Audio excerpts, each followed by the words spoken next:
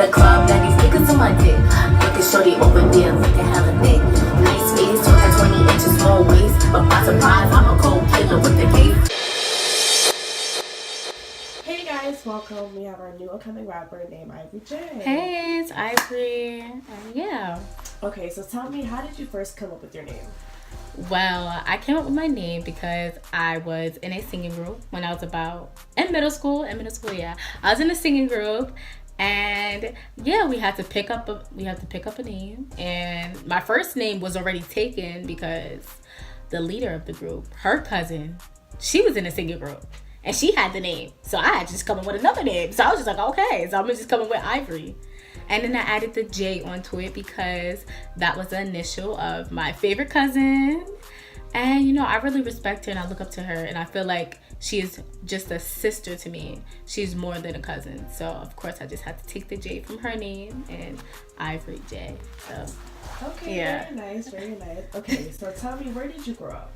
So I grew up in Long Island, New York. In Freeport, a little bummy ass town. Yeah, growing up was kind of crazy. I guess you can say the support system wasn't all the way there with my parents, but my grandmother and my aunt definitely had my back. When my parents would fall short, they definitely had my back and kept me going strong. So yeah. Okay, nice. Shout out to Grandma Auntie. Hey. Okay, what is your musical background? Can you put that into other words, like musical background? Like, what made you want to get into music? Like, is there any family history about music? Like, what made you want to pursue music? So, interesting enough, I've always been interested in music ever since I was a child. I recorded my first ever song before my first 48 when I was 7 years old with my older cousin. She was 8. We recorded it in the basement. We took a little microphone and we plugged it into our computer and like we made a short like 50-second rap to the Bratz theme song from their website. You want to hear it? Sure, why not? Okay, so it goes like this.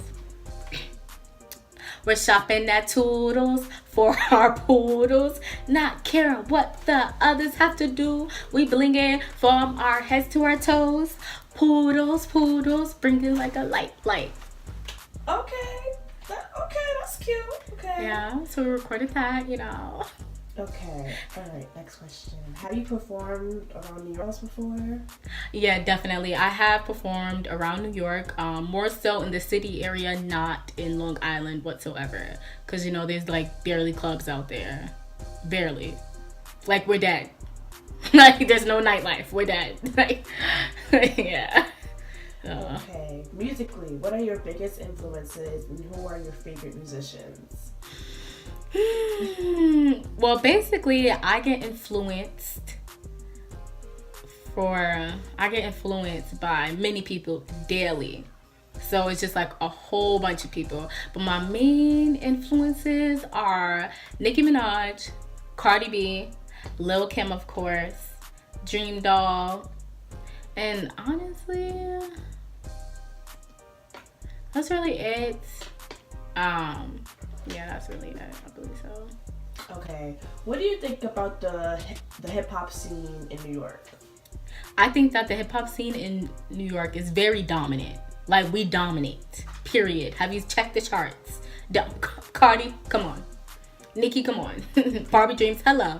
So, like, I feel like when it comes to New York and hip hop, like, that's the birthplace of hip hop. So, of course, we're gonna dominate year after year. It's just a fact. Nice, okay.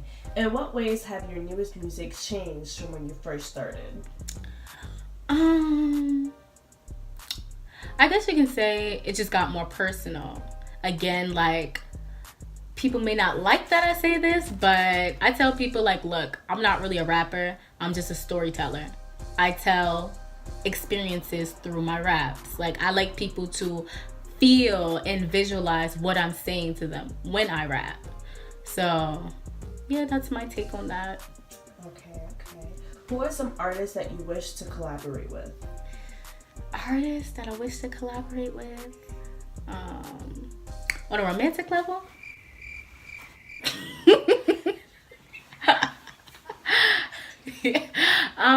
Some artists that I wish to collaborate with is Nicki Minaj, of course, Nicki. Cardi P. Lil Kim, of course. You gotta get the GOAT in there, Lil Kim. Missy Elliott. Yes, Missy Elliott. Like, yeah, we going straight to the top of Billboard 100. Like, Missy Elliott, Busta Rhymes. Oh my God, Busta Rhymes. Yes, Busta Rhymes. Migos, of course. Who else?